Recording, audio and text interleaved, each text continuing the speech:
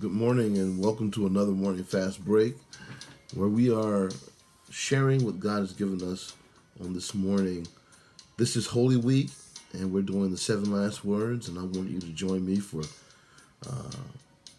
Luke, the 23rd chapter and the 43rd verse, where Jesus is on the cross and speaking to one of the malefactors or thieves or insurrectionists next to him.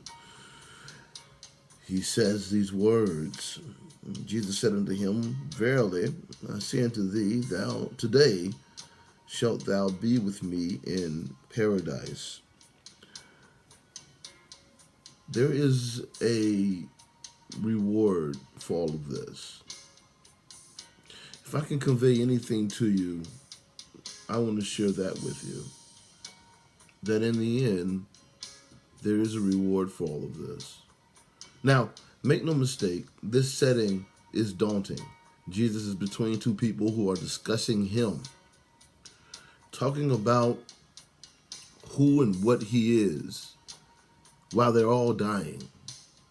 Man, which is amazing to me. How people can be discussing you, having in-depth conversations about you while everybody is dying.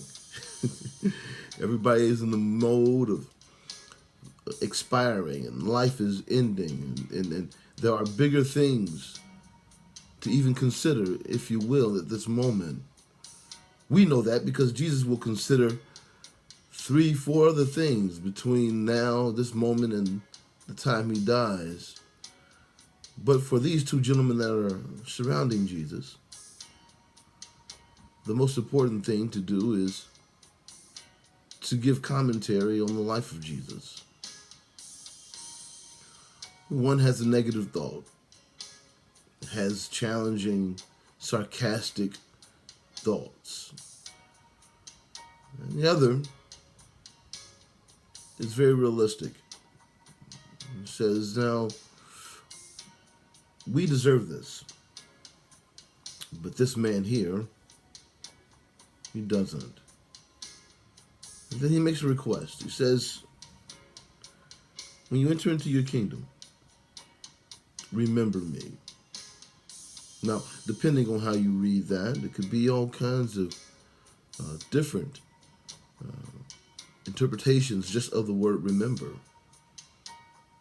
It could be the text, the word remember in Hebrew means to not just capture or memory of them in one's mind, but also means to visit.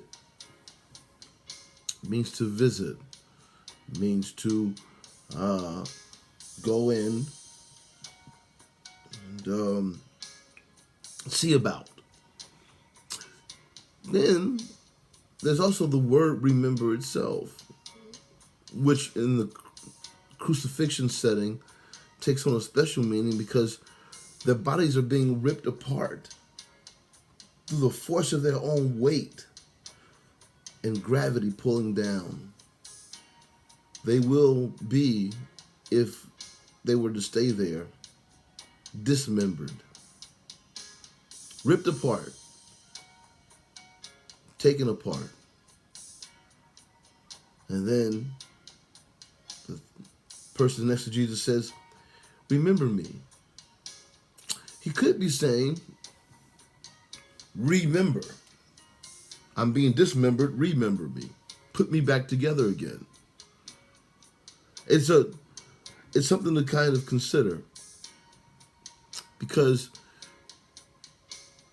you would think that at the moment of death, there's so many things to think about, so many regrets, so many things that you could be focused on.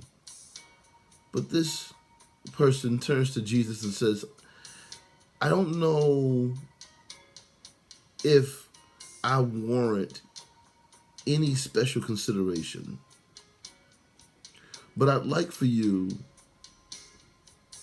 to not forget who I am.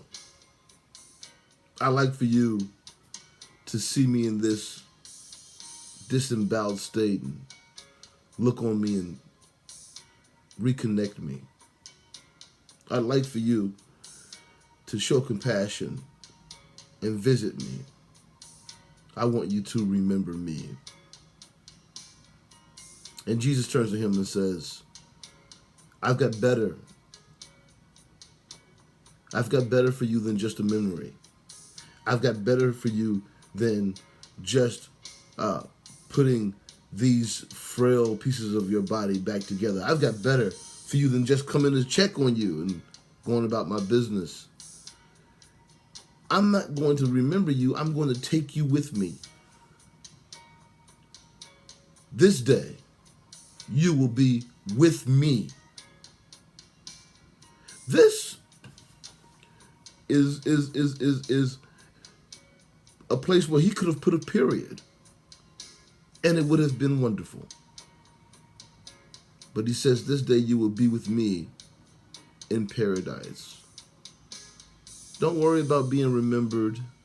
Don't worry about whether or not Jesus sees you going through the struggle you're in. Don't worry about whether or not he has a concept of what you're going through and if he'll come back and fix it later. Consider with me, if you will, that this day, this moment, you're seated in heavenly places. You're with him now. There's a reward to all of this. And the reward is the benefit of his presence, his grace, and just simply knowing who he is. Be blessed. I hope that something was said to help you. Have a wonderful day. I'll see you tomorrow.